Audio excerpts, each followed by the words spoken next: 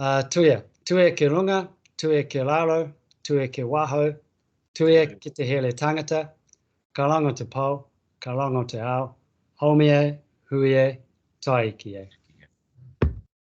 All right, everybody. Great to have you all back again this week, or if it's your first collective conversation for this lockdown, nice of you to join us. My name's Matt Claridge. I'm General Manager of Delivery at Nuku. And just with a couple of things for being online, can I just ask you keep yourselves on mute, please? That'll really help the speakers stay nice and focused. And if you've got questions, we encourage it, but please either email them to us, info@nukuora.org.nz, or really easy one, just send it in the chat function. And if you put in the chat function, chances are I'll see it and may very well be able to ask the speakers as we go or at the end. So last week's conversation was sort of the right here, right now. We're back in lockdown. What does this mean for sort of an internal look at our business? But now we're really, after a week, in the starting to look out kind of space and direction. And so with Alert Level 3 kicking in tomorrow, we then now consider the so what. And that involves the level settings as we look at return to play. But we're also today going to traverse a couple of other areas. One is really important, one of people leadership and considering maybe resilience, but how we work with and support people. And the other is the future of sport. We just start to seed a little bit of thinking around what the future might hold as COVID potentially lingers. So, first speaker today, it's my pleasure to introduce Lance Walker. Lance is the CEO of Accuro Health Insurance, and he's held several other chief executive positions before that, including with Wellington NZ, Cigna Life and Flybys. Lance is also a trustee on the Nuku board. Lance, pleasure to have us with you. I'll hand it over to you. Hey, cheers, Matt. Thank you. Kia ora tātou. Just give a thumbs up, Matt. Check you can hear me okay? Hear you very well. Yep, cool, excellent. All right, hey, great to be here. And thanks, Nuku for the great work all the team are doing around supporting the community. It's fantastic.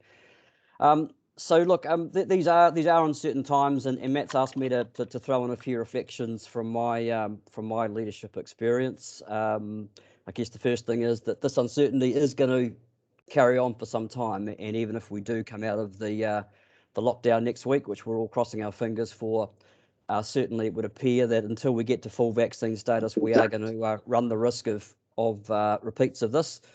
So that whole uncertainty piece is something that I guess as leaders we're all thinking a lot about, and I guess I reflect on that often used acronym VUCA to describe the world, sort of volatile, uncertain, complex, ambiguous. And I think certainly that's the kind of environment that as leaders we are operating in. And I guess that for many of us leaders, and me included, it can be pretty uncomfortable. You know, we tend to be people who like to be in control and have a bit of order and plans and budgets, and all those things do tend to get chucked out the window in these sort of environments. So as I say, Matt asked me to share some thoughts. I did hesitate because I don't consider myself necessarily an expert in this or someone who has all the answers, but hopefully a couple of the thoughts that I've got here will resonate with people. I guess the first observation I would make, and when I was thinking about this as a leader dealing with this uncertain environment, is simply that it does require really conscious thought and self-reflection. You know, you can't just soldier on and just carry on doing what you were doing, and all the things that kind of work for you as a leader in a BAU environment or a steady state do tend to go out the window, and you've got to be a bit flexible yourself and really pause and have some conscious thought. And I think part of that reflection is actually just embracing the uncertainty and the discomfort that comes with that, and being quite deliberate around how you're going to approach it. You know, you can't just think, oh, well, I'll carry on doing what I'm doing. One of my sort of favourite analogies is the old sort of golf bag analogy. You know, the golf bag full of clubs. You know, I tend to favour a certain club, pretty strong with the 4-iron, but everything else is pretty rubbish. but occasionally you got to pull other clubs out of the bag and sort of give it a whack and take the risks that comes with that. So I guess personally for me, lockdown, when we went into lockdown, whenever it was, a couple of Wednesdays ago, that Wednesday morning, the first thing I did was just take a few minutes at the start of the day to just reflect on how I was going to approach things. And I just wrote down a few guiding statements and thoughts which would help me think about how I was going to just change a few things to make sure that I was given the best view of myself to the team. I guess an example of that, one of my personality traits is a bit of a perfectionist and a bit of a controller. So, I got to really consciously say, well, I'm going to pull back, give myself a break, give the team a break, and acknowledge that it's okay to not have all the answers, and just if things aren't done quite the way they're always going to be done, that's okay, and actually give myself permission to say that's all right, and I'm prepared to accept that. So for me, that's all about getting the mindset right. And fundamentally, that's probably the most important thing in uncertain environments is making sure as leaders we get our mindset right. I've been really interested in some of the work that came out of the All Blacks around the whole red and blue headed behaviours and approaches to things, which was actually a whole lot of work that was done by a company called Gazing Performance Systems, who work with organisations around performance management and performing under pressure, and they talk about this need to really think about the red head that you get in times of stress and that sort of anxiety and doubt and being overwhelmed, and the blue head, which is all about thinking about the process, concentrating on being calm, certain about what you're doing, trusting your processes. But I think what's really interesting about the work that they've done is that it's not so much about thinking positive, thinking negative. It's about recognizing when you are starting to think negative, and what are the tools that you can put in place to actually get you back into the right mindset and be able to execute, and really get that mindset right. And then if you get your mindset right, then I think you're in a better position to be able to lead and role model. And this is something that I'm really big on as a leader, is the importance of role modeling. In all situations, but particularly when there is sort of crisis or uncertainty. I often say that organisations are shadows of their leaders, and to me, the way that leaders project themselves and the things you do and say, really matters in times of uncertainty. I was reflecting back to when I became CEO of Flybuys, which was a dozen or so years ago, and I had a call from the CEO of Foodstuff, Steve Anderson, who was one of our shareholders, and he said to me something that's always stuck with me. He said, look, as a CEO, you're going to have lots of days, lots of situations where things aren't going well. And that could be everything from a big crisis to just coming out of a bad meeting. But when you close the door from that meeting, you've got to switch your game face back on, because your team are going to look at what you're doing, what you're saying, how you're behaving. And you can't afford to let that impact the way that you're projecting yourself. And that's part of the price of leadership. And I guess at one level, that's quite a big hard cross to bear for us as leaders. But he's right. We always look up. We always see what others are doing, and we take guidance and confidence from them.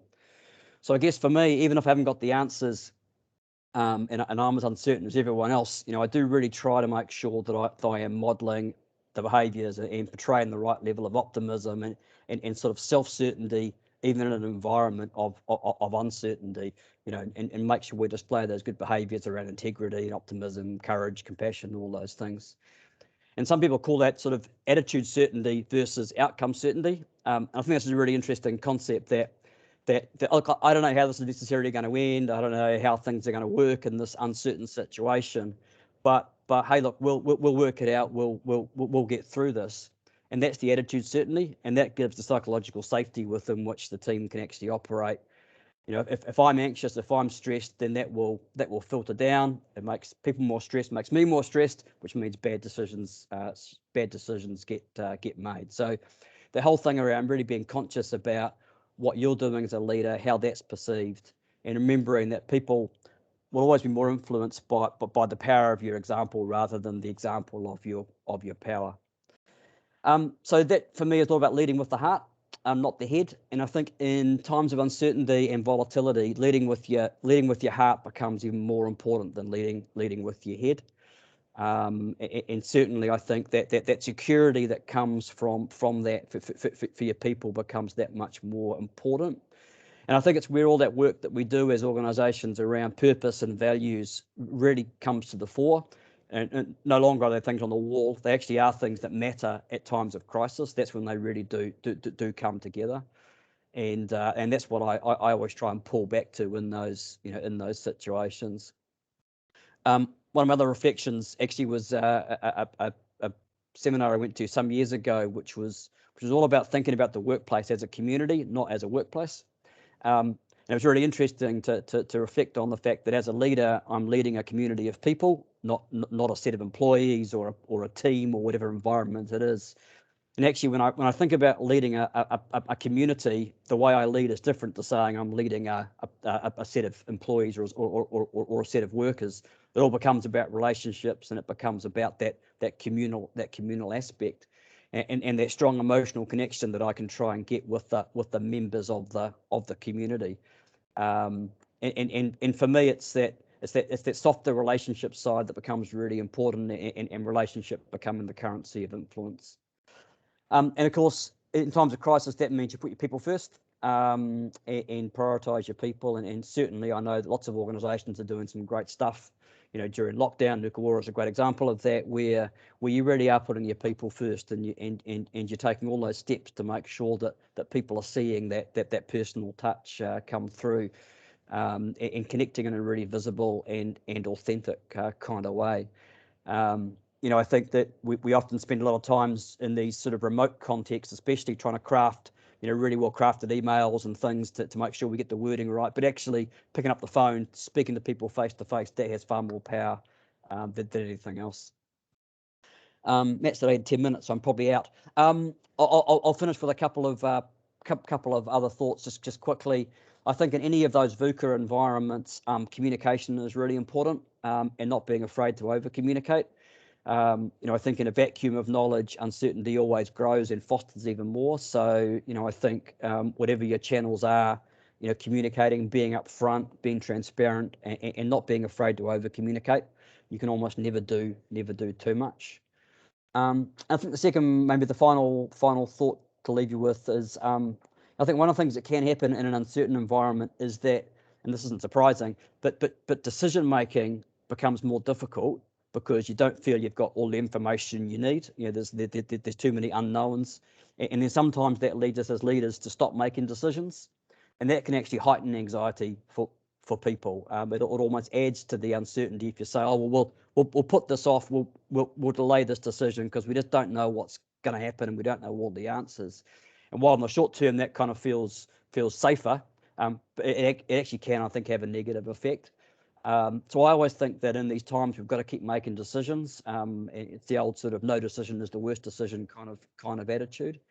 And I think that just being honest about, look, we know what we know. We're going to be bold. We're going to keep doing. We're going to keep making decisions. We're going to keep moving forward.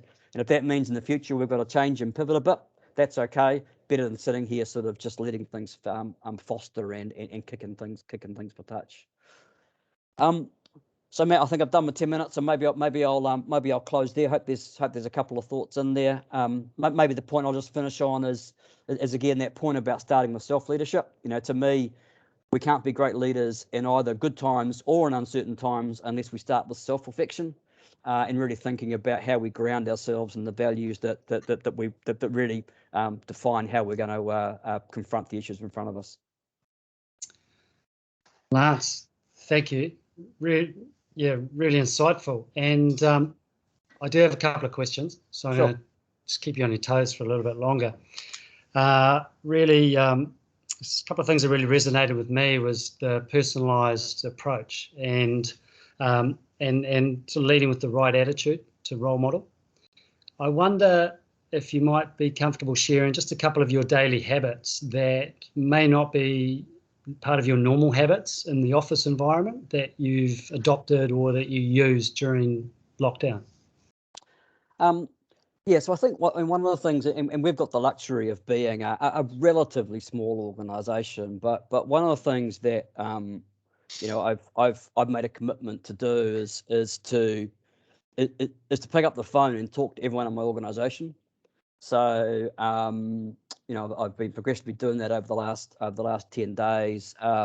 It's kind of fascinating, because I can talk to them in the office, and that's all cool, but actually calling them on their personal cell phone or something and saying, hey, it's Lance here, just wanted to call and see how you're going, has a real big impact on people, because it's real, it's authentic, and they're kind of not expecting it, because they're thinking, oh, well, Lance is at home, he's doing stuff, whatever he does, So I think really and again, it's a planned thing. It's not being random. It's saying I'm committing to make sure I do that because I know the impact it will have on people. So that's probably one thing that I've done. And I guess at a personal level, the other thing I've tried to do is actually maintain routine. So I think that helps you stay in the right zone. So I try and really replicate the things I was doing in the office, just try and maintain those as much as possible, because it gives me the confidence to say that I'm still doing my job, gives my team confidence that things are still happening the way that they expect them to happen. Yeah, great. Nice one. And Lance, last question. You mentioned the importance of making decisions, continuing to make them, sometimes in the absence of all of the information you might ordinarily have. But for some, there's constraint at the moment. There's potential reduced income. There's expenses that were not necessarily expected. And so there's that feeling of, oh my God, what do I do? And you've given a couple of thoughts around the red mist, see blue, but what would be your advice to those that know they need to make a decision but just don't have what they have on hand normally to be able to help them? I think it comes back to this rather uncomfortable thing of being uncomfortable with not having all the information. Because if you do keep delaying things and keep pushing them out until you do, you never quite know when you're going to reach that point. And for me, it's the authenticity of acknowledging that with the people concerned too. So I mean, we had an example just earlier this week where we had to make a call on something. It was a business related decision, and we said, well, geez, we could wait for 2 weeks. But what happens if in 2 weeks' time we're not quite where we thought we were going to be? We will have lost 2 weeks. We can always change things, but actually just the call of saying let's go ahead actually gave people as much confidence as what the decision was. It was actually the attitude and the intent of saying let's keep things moving. Was probably as powerful as the impact of that decision itself. So it is a confidence thing. And look, I don't like making decisions when I haven't got all the info. It does imply a bit of risk, but you got to keep moving things forward. And look, like all things, you got to rate the risk of failure, but sometimes getting it wrong, but having the right intent isn't necessarily a bad thing. Good one, Lance. Well, you've just reinforced what was intended to be my my summary of your presentation, which is the quote that you made about halfway through. It's about attitude certainty, not outcome certainty. Yeah, I think that certainly landed with me. Thanks again, Lance. Really appreciate it. No worries, and good luck to everyone who's in those positions, because it is, it ain't tough. It ain't easy. Thanks, Lance.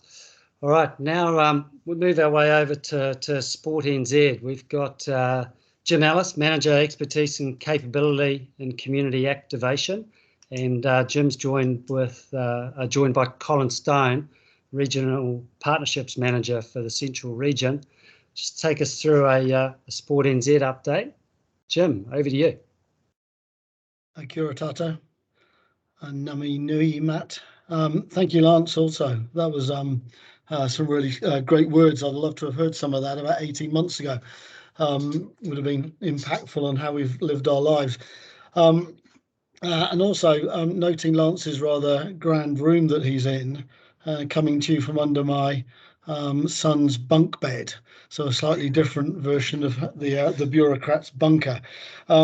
So Colin and I might tag team some of this. I'll probably take the majority and Colin can jump in. Good to see many of you online. I know many of you, those of you who I don't, good to meet you online for the first time. Just a very brief background. I've been about 7 years with Sport New Zealand. Prior to that, I was an NSO CEO for 7 years, and prior to that, quite a long time in education, or sport and education from that perspective, in particular tertiary. Also, I've quick anecdote. I'm a playing member of one of the Seatoon Football Club Masters teams, and one of the great silver linings of lockdown was the fact that I, as a goalkeeper, I'd gone out about 2 months ago and purchased a new pair of goalkeeping gloves because I was doing particularly well in goal. And then in the previous 6 weeks before lockdown, I let in 24 goals in 6 weeks. So the greatest thing that could happen was the season ending. So that's a little bit of life. So I'm going to try and be a little bit probably drier than Lance was, knowing that you'll be interested in some alert level 3 updates. We have, as Sport New Zealand, and I might actually even ask Colin to post the link in the chat room. We have just published, probably within the last half an hour, our updated alert level 3 sector guidance online. And that's taken quite a bit of time to get to, and apologies it's coming to at the 11th hour, because I know everybody will be really keen to understand what's in that, and in particular what changes that there may be or not from previous alert level 3. I think the things I would probably reiterate is that you'll hear this messaging a lot, but Delta is not the same. So you'll understand government taking a different approach in that context. We're obviously very aware of the very particular challenges that Auckland are experiencing at the moment, and Northland to perhaps a lesser degree. But as we understand it at the moment, alert level 3 guidance is very similar to before. Stay at home, work remotely if you can. Public venues, pools and playgrounds remain closed. Organised sport and physical activities not allowed outside your bubbles, but low risk local recreation is allowed. And the latest guidance will just provide a little bit more information around that, around longer rides or runs are okay, as long as you maintain that sort of low risk aspect. Mountain biking on known trails is permissible. Outdoor sports, many of you be interested in whether this was going to happen or not. Outdoor sports are permitted where 2 meters physical distancing is possible. So the golf, tennis, bowls sides of things are permissible activities under level 3. Water activities, some of those are allowable, higher risk ones less so. I won't talk about all the different varieties of that. No interregional travel allowed without an exception as last time. But probably the major changes is I think you'll have picked that the sort of the risk profile has changed with Delta. So there have been a tightening of some activities which are no longer permissible, which would include things like hunting, backcountry tramping, rock climbing, mountaineering, ski touring is relevant at this end of the season. Short walks are permissible. The other one which will be of particular interest to some of you as codes is around the allowance that was made last time around personal coaching. This time around, the ruling that we've had from DPMC is that personal training and professional coaches must work from home. So a lot of the cases where there might have been either some racket sports or I can think equestrian coaches being delivered by professional coaches to amateur participants, that is not permissible under level 3, and we're conscious that that will likely create some challenges. The other thing that you'll see in a sector update that comes out later today from Sport New Zealand, hopefully you'll receive it all, is just some updated guidance around season transition and how we shape from winter into summer. The sort of the guidelines that have been talked about around cancelling competitions, lots of that relevant to end of winter sport, schools events, those are things. Bryan will no doubt touch on that a little bit later on. But that guidance is worth looking at, please. And it really speaks to, as I said, the sort of the guidance that's come out of, from a school's perspective, School Sport New Zealand and College Sport Wellington, and really encourages probably a view to thinking about the participant and an opportunity to do something different, in particular with your fellow codes, and stronger conversations, hopefully leading to some stronger collaborations. So that's a very quick run through some of the alert level 3 guidance. Before I sort of move on, Colin, is there anything that you would add to that I've obviously omitted, or? No, not really, Jim. The only comment I would make would be that our alert levels had just been pulled back off our website because there was a slight error in there, so that will come down and go back up again. There was an area that had been duplicated, so that I think has just come down now, but it should go up again in the next 5 minutes, I think. That's probably what I've got to add. Helpful, thank you. Yeah, and apologies all if you've clicked to go and view it already. We just got to make sure we get that right because the implications are really significant. Just quickly, we regularly through feedback, either through Nuku or direct to us, get questions around whether there will be any potential additional funding coming out into the market as occurred last time round, community resilience funds, those sorts of things. At the moment, we're very much just monitoring and trying to understand need. So we're getting lots of questions asking if there will be, and a lot less around whether there is actually need within your organisations. So we're really keen on exploring and understanding that better. So no decisions at this stage. We're also conscious that probably timing is better from a winter sport perspective in a fiscal sense, but possibly really challenging for summer codes coming up. We've got quite a bit of evidence already, though, that outdoor education centres have been particularly impacted, and obviously we're aware of quite a lot of event cancellations, in particular in the school space. One thing that we probably should stress is that, because it's been stressed to us by the Minister, who's got both his sport and rec and finance hat on, is that there is no more money coming into the sport and recreation sector from a recovery package perspective. So, through Sport New Zealand, outside of what may be relevant wage subsidy and those sorts of things.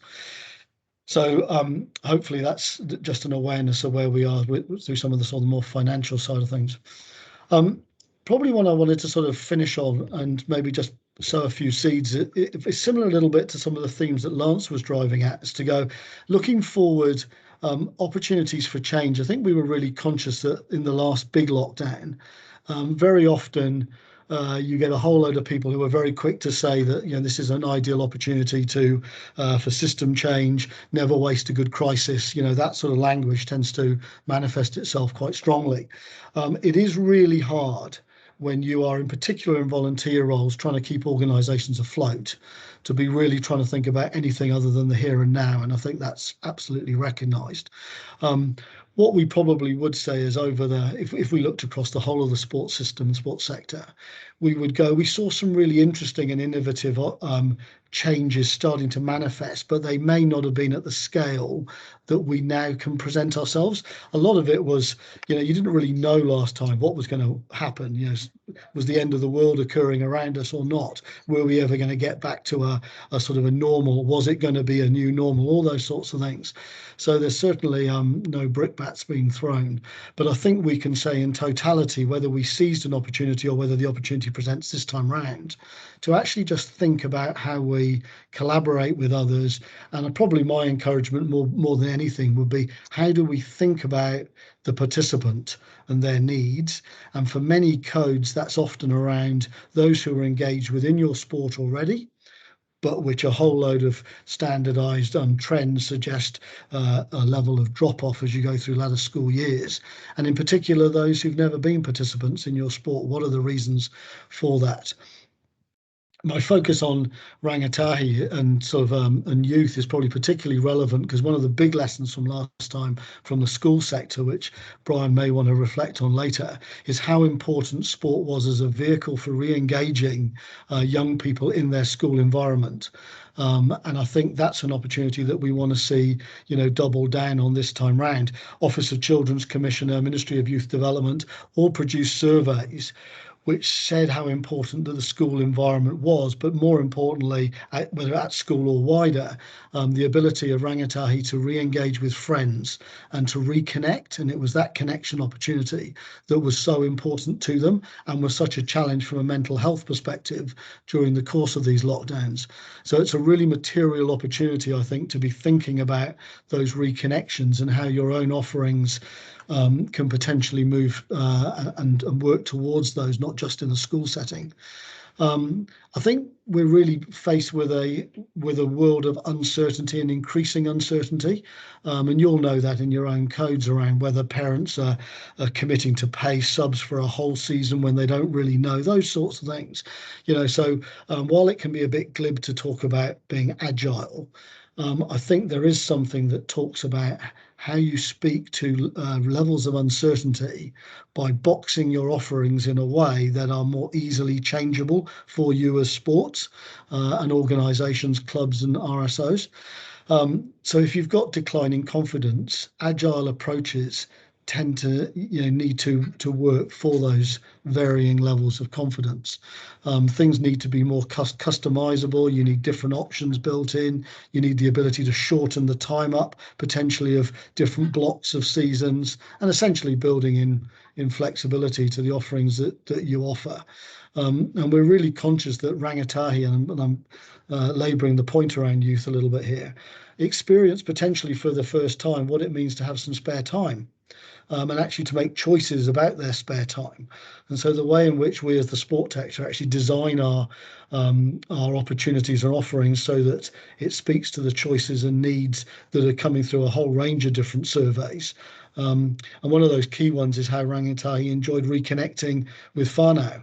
And so the ability to offer physical activity and sport offerings in that context of family and whānau is really important in the in the design process. It's also a really good opportunity to empower young people to actually lead some of these opportunities within either within a club setting or within a wider RSO or NSO setting. How do we actually now invite young people to be part of those design opportunities if you're not already doing it? And I think finally, probably for me, is this sense of connecting with others. We've seen the sector get much better of it. This is a great example of it. How do we turn good conversations into really strong collaborations that actually change the way that sport is offered down the line? Sorry, final bit for me. If you're interested, and apologies, Matt, I'm not sure if this has gone more widely across the region. Sport NZ is putting a COVID's Insight, a couple of sessions on during the remainder of this week. And if anybody's interested, we can certainly give you details of how you might be able to join those either tomorrow or Friday. So that's probably my sort of final reflections. Colin, I don't know if there's anything that you would add to that for a hand back. Well, the only comment I would make was to reiterate the point that we're still in the intelligence gathering mode. So don't be shy, guys, in terms of connecting through Nuku around what you're sensing and what you're feeling as a sector. Because obviously Nuku will pass that on to us, or going directly to COVID-19 response at sportnz.org.nz and give us your comments in there. It's really helpful for us to be able to join the dots on some of the trends that are bubbling up from not only the Greater Wellington region but across the country as well. So that's really helpful information for us. So please think about that. Yeah, spot on, Colin. Thank you. Yeah, and I'd sort of reiterate thanks to Nuku for the work they do, but in particular how you drive the sort of the sector connectivity during times like this. So that's all from me, Matt. Thanks, Jim. Thanks, Colin. Look, Jim, really glad that you touched on the rangatahi focus there.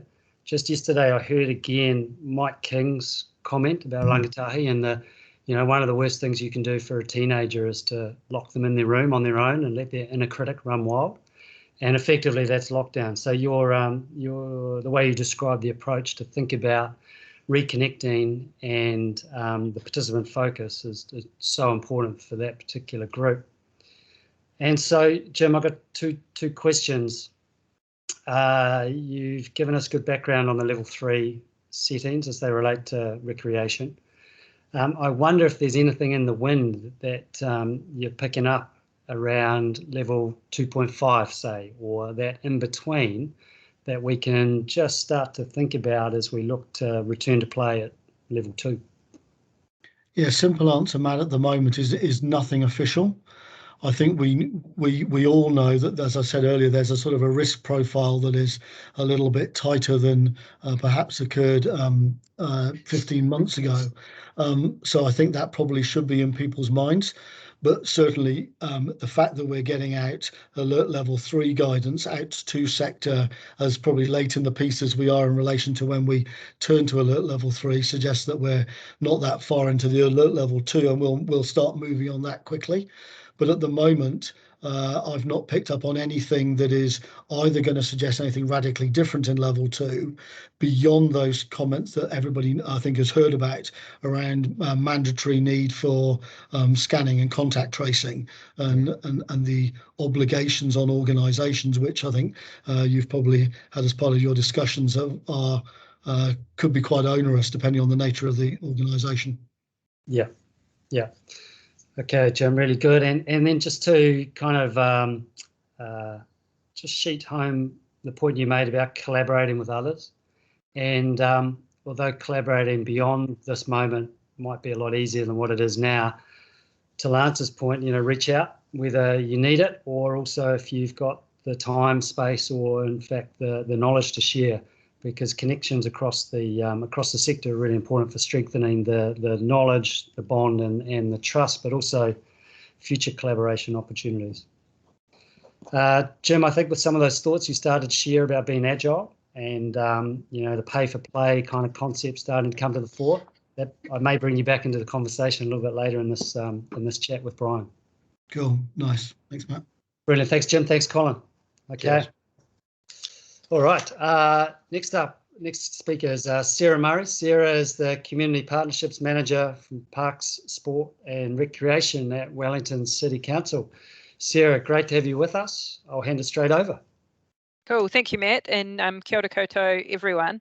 I'm going to pick up on a number of the themes that Jim has touched on already. I'll probably be a bit more kind of practical and grassroots than Lance was at the beginning, but really good to start with some of those really important leadership messages about how we look after ourselves and our people through this.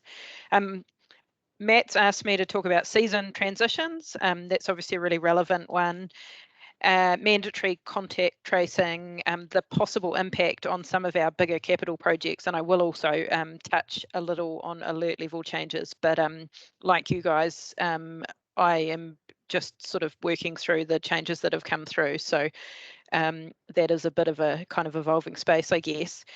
But just to start with season transitions, and I guess to acknowledge that there's a few of our team on the call here today. I think we've got Lucy, who many of you will know, Lauren, Peter and Fel, who will have probably connected with many of you in various ways and shapes previously. In terms of season transitions, so Jim's talked about this and really, I guess, talked to the balance is better messaging, which is relevant here. From a practical perspective, I think in a way we're kind of lucky with the timing of these alert level changes, and I think that most winter codes have now signalled the end of their winter season, so we were moving anyway into a season transition. Many of you'll recall that last year we extended the winter season and shortened our renovation window to allow a little bit of extra sport to go on. That's not something that we're able to do this year, for really practical reasons, and mostly because those fields now need a good amount of work done on them to get them ready for summer sport. So all things being equal and contractors being able to get back out at alert level 3 later on this week, we'll see those field renovations start from this week, and again, all things being equal and all things going well, we'll see a regular move to the summer season at the end of October. I guess the one code that we have been working with around just finishing off a few games, particularly at a senior level, is football. So I know that Lucy and the Sportsfield team have been working with Capital Football around looking at how we can get some of the senior games onto artificials at the end of the season, and I think that's going pretty well. And I guess the message just there is just we'll do our best. We may not be able to accommodate everything, but we'll certainly do our best to work with you around that. Mandatory contact tracing. Jim again mentioned this, so I guess this is a significant change for us, particularly at alert level 2 when things things open up and go back to a bit more of a semblance of normal. So I think my big messages here is that this is going to have an impact on our staff, and it's going to have an impact on the flow around our facilities, particularly places like the ASB Sports Centre, which has a big kind of entrance hall and a reasonably free-flowing movement of people through that facility. So I guess the message here is just to be patient and encourage your clubs and your participants and families to be patient as we work through that and work through the process of getting everyone signed in and making sure that everyone is using the QR codes in the way that they need to. And I guess kind of linked to that is another message just around I suppose being a bit patient and understanding with our teams. One of the things which is kind of, I think, partially COVID related, but more of a general theme in terms of some of our facilities at the moment, and I suspect that some of you that manage facilities will be experiencing this too, but we are seeing increasing incidences of pretty negative and aggressive customer behaviour in many of our spaces. So I suspect that adding in things like mandatory contact tracing is going to put people under a bit more stress, and there's a really strong message there around just being understanding that this is for public health, this is for our own good, and so that we can look after each other and work together in terms of the public health response. So just really, I guess, a plea to be patient and understanding with people around that. In terms of outdoor spaces, we're doing an audit of the QR codes on sports fields and sports pavilions at the moment. So they all went up last time round, just making sure that they're all there so they can be used. My understanding, and I might be wrong on this, but my understanding is that where places aren't staffed, there's less of a kind of health order requirement around mandatory contact tracing. But I think in terms of people who are running trainings or competitions on fields, there's a real onus on making sure that you've got all your people in the habit of using those QR codes and making sure that they are doing the scanning. And moving on to capital projects. So those of you who use pools, I'm one of those people, will realise that we've had quite a lot of disruption over this last year, actually from COVID last time round, really kind of impacting on our 5-yearly pool closures.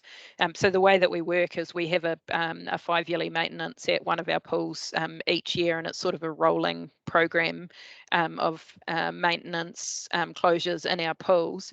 Last year was Keith Spry Pool, which was heavily impacted by COVID, both in terms of availability of contractors and also supply chain delays.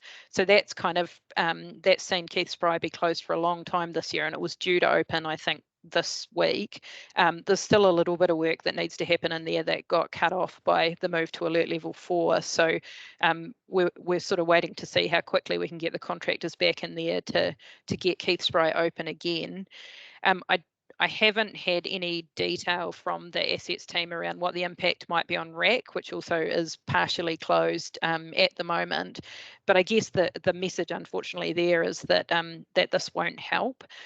So being having contractors out of action for a couple of weeks is going to probably cause further backlogs. So we will certainly be doing our best to get those pools open and get those projects back on track in terms of their timeframes. But unfortunately, there might be some impact.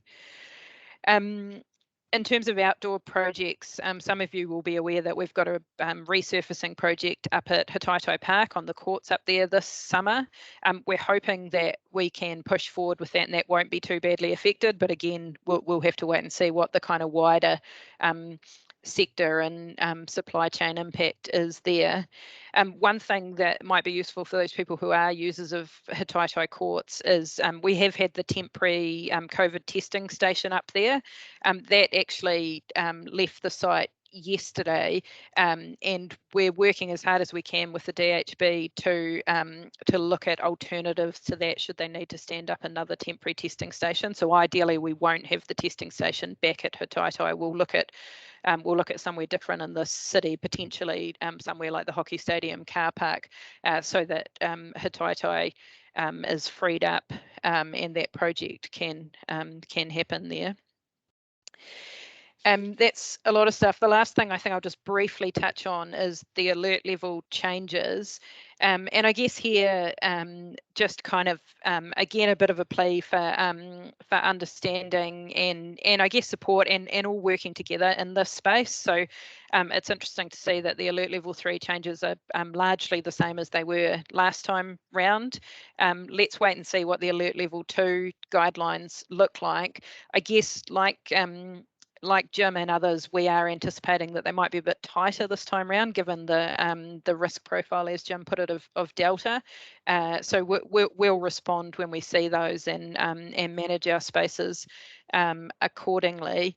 But I guess, you know, the message here is that we are all in this together in terms of making sure that as a sector we're doing the right thing, role modelling the right behaviour, and supporting our participants and families and spectators and everyone to operate within the rules. So we're really kind of, I guess, you know, we're really keen that we all work together to make sure that that happens, and we're looking after our people, and I guess responding in a way that allows us to move through these alert levels as quickly as possible and get back to normal as soon as we can, and look after each other.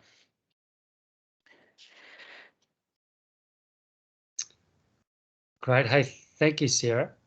So if I might just ask a question around, a lot of people on this call will be from user groups or organisations that do run competitions out of some of your venues. Yep. Anything that you're sensing might change in regards to implications on them? I think, like I said, I think the biggest thing will be just the practicalities of making particularly the bigger venues like ASB work with restrictions in place. So, you know, at alert level 2, sport can happen. There's limits around total numbers of people, and that means, you know, things like some of the codes in college sport have done around discouraging spectators and that sort of thing. I think yeah, I think we'll work with codes and clubs and organisers of sport as much as we can to get things back up and running. But I think, like I say, we all need to make sure that we're kind of being, I guess, a bit understanding of each other in terms of the impact that the restrictions might have, and, you know, whether that's delays getting through the door or not being able to do quite exactly what you want within a facility. But, you know, we're certainly here to work alongside people and make sure that we make it work as well as we can. Yeah, great, thank you. And also just touch on the aggressive public comment that you made, because number of sports anecdotally or reporting that sideline behaviour is worse or getting well, it's not improving. Yeah, and I think, you know, it's a bit of an aside from this conversation, and I think COVID hasn't helped, but it's not, you know, in my view, it's not strictly speaking a COVID thing. I guess I was just kind of, and it certainly wasn't directed at anyone on this call, but just sort of recognising that under times of stress and pressure, people do tend to kind of lash out at those who, you know, might be in positions of authority, whether that's a lifeguard on the side of the pool or someone in a facility, or even, you know, a coach on the side of the field. So I think there is an important kind of overarching message there around, let's be, I don't want to sound like Jacinda, but let's be kind to each other and recognise that, you know, this is tough for everyone, and you know, taking it out on each other is not the right way to cope with that. Yeah. Good one. Thank you, Sarah. Really appreciate the Wellington City Council update there. Cool. And we're happy to answer any questions, or if anyone wants to get in touch directly with any specific things, then by all means, please do. Yeah, great. Thank you. Okay, to introduce now Bryan Dickinson. Bryan's Chief Executive of College Sport Wellington. And we asked Bryan to jump on this call just based on some of the conversations we've been having over the last week or two around what the future of sport might look like. And that's certainly kind of a little bit of crystal balling it, but also when you start applying a little bit of logic, or by way of extension, to some of the things we've seen in other countries or messages that we're hearing, it's really a moment to start reflecting on, well, things might be a bit different. And Bryan's going to just share some thoughts around what might be and his thinking on that. Bryan, over to you, mate. Yeah, thanks, Matt. Yeah, I will. Great segue. And it's been really interesting, actually, the first Sarah and Jim and co. I can see a lot of the same themes. So apologies if I end up repeating some of the stuff that other people have said, but I think we're all heading the same way with this conversation. And I'm definitely not coming as an expert on this. I've probably got more questions than answers from my perspective. And I did say to Jim earlier, I won't throw them under the bus. But in some respects, what I'm really trying to do is just start prompting the conversation, that long-term conversation, looking ahead to next year, just given where we're at right now, dealing with this current outbreak, and just trying to anticipate a little bit, I guess, what's going to happen with vaccinations and, when do we start reopening borders and all that kind of stuff. And just priming ourselves in terms of the mindset, or what are the things we're going to have to start talking about. And exactly like what Sarah was just saying then around we're all in some respects waiting with bated breath to see what the new level 2 guidelines look like. Are they the same, or are they something more? Is there, by extension, is there a knock-on effect to level 1? Does level 1 become a 1.5? So there's going to be some interesting stuff play out over the next few weeks, I think, that'll actually be telling for us in the future. So for me, I've just jotted down a few kind of questions or considerations that we need to start thinking about, and I'm sure there'll be others that I haven't quite covered off, but in conversations I've had with various RSOs and my schools and various people, these are the kind of things running through everyone's heads we need to start thinking about. The first one obviously is that ongoing changes to the alert levels. How are the government going to approach, level 1? Do we ever go back to level 1, or is it going to become a level 1.5? There's only so much we can do to anticipate that, but again, we have to be conscious of those things changing as new variants come along. I read in the paper this morning now there's another variant that's even worse than Delta. Now, I'm sure there's a little bit of media beat up in that, but this is going to be ongoing for a number of years. One observation is just, obviously, I think we've all noticed that this time round the government decision cycles have been in sort of 3 or 4 day bursts. As opposed to last year, we sort of had that weekly or fortnightly or even 4-weekly blocks, and we kind of had a little bit more certainty around planning. Now, that'll partly be because I think we're all feeling like we know we're all the experts on the alert levels now, and we're all kind of trying to jump ahead to the next stage. But at the same time, you can see with this Delta variant that it's so fast moving, and they're not willing to, or the government can't project out beyond 3 or 4 days at a time in that immediate crisis, or dealing with crisis at the start. So that'll be something that'll be interesting in future is, are we going to end up in 2022, 2023 in these short decision-making cycles and having to be nimble and reacting fast? Again, the borders reopening. Now, that one's, God knows how long's a piece of string and how the government's going to map that out. But my gut feel is that probably signals a point where are we going to go back to a level 1? Or are we going to have a permanent sort of level 1.5 or a 2 or 2, whatever it is? Because I guess in some respects, although we don't all like living in a bubble and closed borders and whatnot, from a purely sports perspective or community sport perspective, it has shielded us from the worst of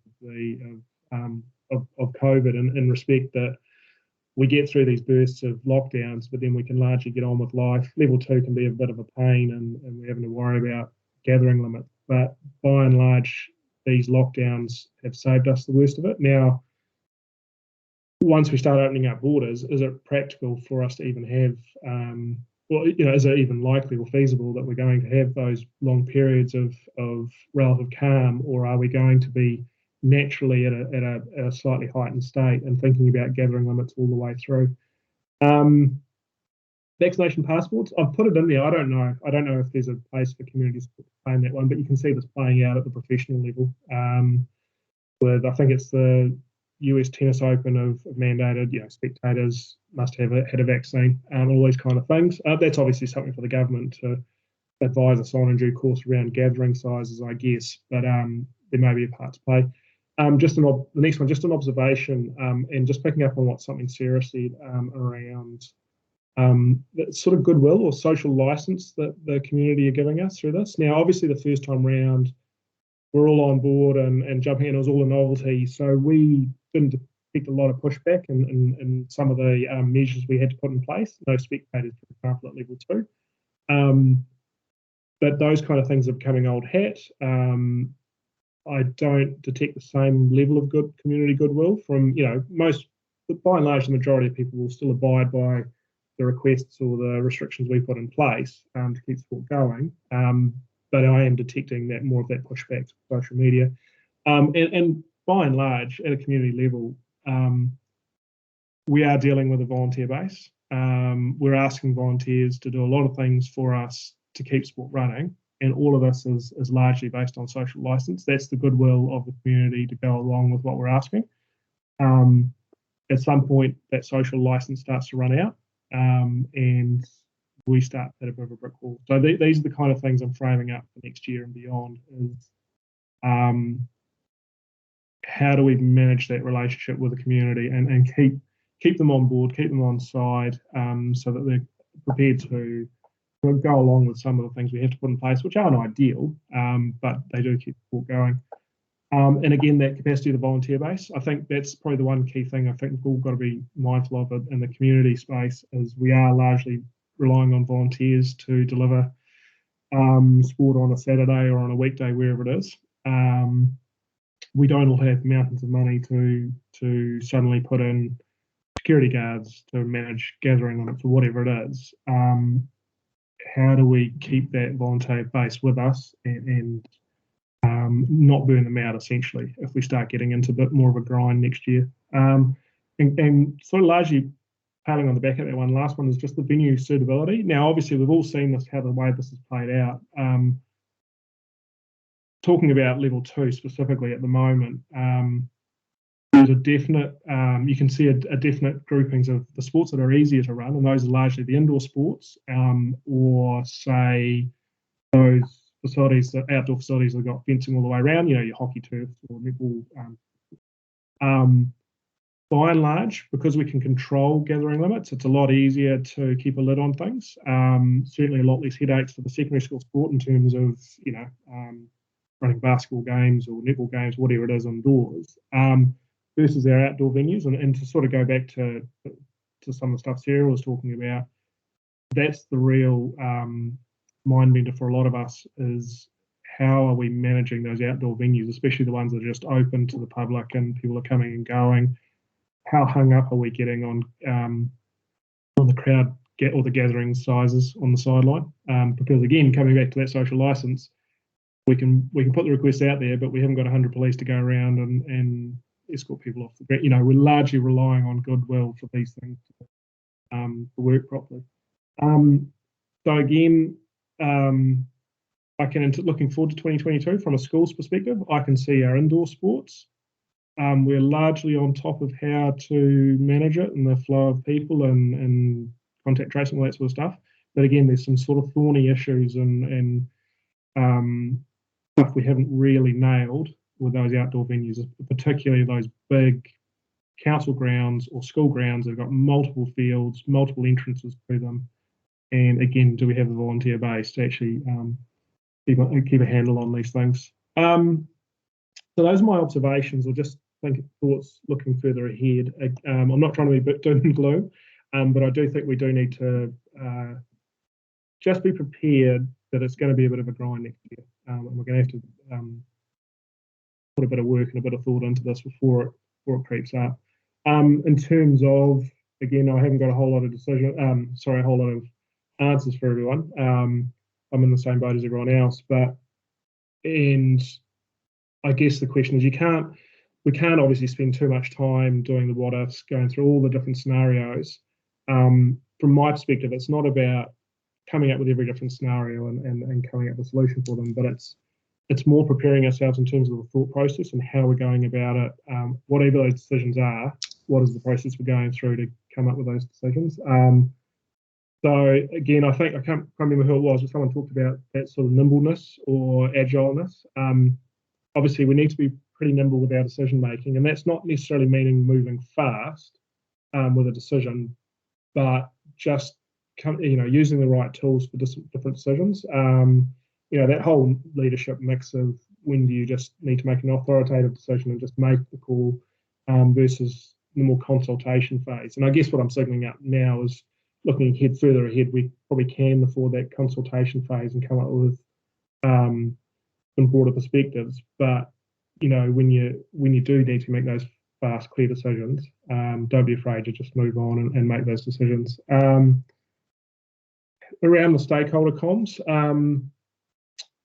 I largely agree with that thought that over communicate, because although you feel that you're over communicating from an outside perspective, you may not be, but at the same time, we do have to find that balance. So to make sure the messages are getting through and the right messages, and picking which groups the messages are going to.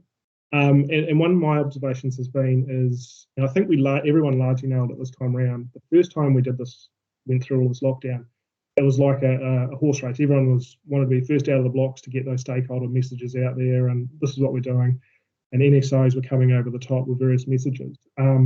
It's felt a lot more planned and I wouldn't say relaxed, but people have just taken them time and put out a measured response or comms when they needed to. And I certainly think that's the key, that you don't have to be the first one to put out a message. Let's just take our time. You can afford 12 hours. We're not going to get down to absolute crisis management, apart from turning the tap off if we go into a level 4. Principles. This is one of the keys that we've done with our messaging, is just around identifying, as you're putting the comms out and as you're getting closer into re-engaging with sport, just laying the foundations and building up to those final decisions, at which arrives at we are going to run our competitions from such and such date, or whatever the decision is. But the foundations of that is just laying out the key principles of the foundations of what's your thought process around coming up with those decisions. So for us, it was around seasonality and balances better, and working with councils around and schools where the facilities would be available. What are all the key building blocks that help you arrive at those decisions? And there's no harm in letting stakeholders know what's going into the decision, because then they can see. You're not giving them the full shebang right at the word go, and here's when sport's restarting, but just build them into it, and then they can follow your thought process as you go through. Just picking up, I think it was probably Jim mentioned, or someone mentioned about looking at overseas. I think it's looking ahead to 2022. I think about now is when we can start looking overseas. We've gone different paths in terms of dealing with COVID, but in some respects, countries like even Australia now and the UK and whatnot, they are ahead of us in some respects of that whole learning to live with COVID. I know it's a bit of a cliche, but we can now start looking at some of that overseas learnings. Couple of last observations from my perspective. COVID, it seems to speed up changes and trends. Now, it doesn't necessarily create new trends, but some of the things that have been bubbling along in the background have leapt forward by a year or two. I think someone said the other day that on the radio that home connectivity is about a year ahead of where it would have been if COVID hadn't come along. There's things that long-term underlying trends that are there, and has COVID sped them up? So the question is, what are those potential trends in sport? From a secondary school point of view, it could be around that intra-school stuff. Now, that's bubbled along for a long time. This is about the majority of students within the school don't necessarily have to enter an inter-school competition. They can just play within the school gates. Now, obviously, that's critical mass. It requires a critical mass for a school. But already, even last year, we noticed a few more schools cottoning on to, actually, you know what? We don't have to enter the College Foot Wellington badminton or volleyball competition, whatever it is, we can run these things ourselves, and that's totally fine by us. It means more students playing, hopefully. But again, that could be one of those trends that we see, may not be necessarily relevant for club sport, but certainly in secondary school, it could be one of those trends. And last one is really, again, to bring this to a close, is really, I just want to start this conversation. And just picking up on Colin's last point, that Sport NZ, they need the feedback and these conversations to happen so that they can see the bigger picture, and then they can deal with that. So hopefully through us starting to discuss these things, looking further ahead, it can feedback where we see the pitfalls in 2022, 2023. What are these? What are the issues that we're going to have to deal with? And then hopefully that helps shape policy. Matt, over to you. Yeah, Brian. The whiteboard at home must be really, really copying it. Hey, yeah, some really good thoughts there, and I just think that a lot of the indications we're getting at the moment around masks, for example, moving to possibly compulsory wearing of them, or wearing them in more than just essential service business situations, contact tracing, and then perhaps the numbers that we have seen able to be at venues may change. It does potentially put a really big emphasis on volunteers, and sports already know how hard it is to retain volunteers, let alone get them working where they want them. And so it's an important thing for us to keep our thoughts on. And then as now I start to sort of summarise, but I bring back some thinking from Jim earlier, just the product that we look to make available for participants, you know, really with the resources that an organisation needs to put in place just to plan sport, let alone plan for the variability of lockdowns or changes. It means there's potentially higher costs and potentially less sport, less opportunity to play on the horizon, and that's something that could really change the landscape for a lot of sports and for New Zealanders. So the conversation definitely needs to continue. So I appreciate your thoughts there, Brian, on starting that off. So that brings us to the end of this collective conversation for this week. I'd just like to thank Lance, Jim and Colin, Sarah and Bryan for just standing up and sharing their updates, but also some of their thinking. I'll just make a point of one thing, and that is to certainly suggest that you lean on the network. If you've got something to offer, some support to give, then by all means give it. If you are in need, then stick your hand up and make contact with or reach out to those that may. So thanks, everybody. You'll see this video on our website and answers to any of the questions that have been emailed through. That'll be all live tomorrow. Thanks again, team. We'll evolve this for next week. Enjoy the rest of your week. Thanks, everybody. Thanks, Matt. Thank you, Matt. Well done.